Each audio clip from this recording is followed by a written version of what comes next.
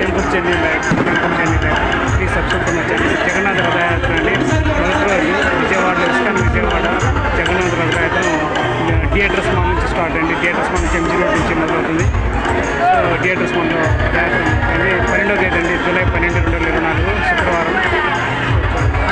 జగన్నాథ స్వామి వస్తున్నాడు. జగన్నాథ స్వామి, బలదేవ స్వామి, సుభద్ర దేవత.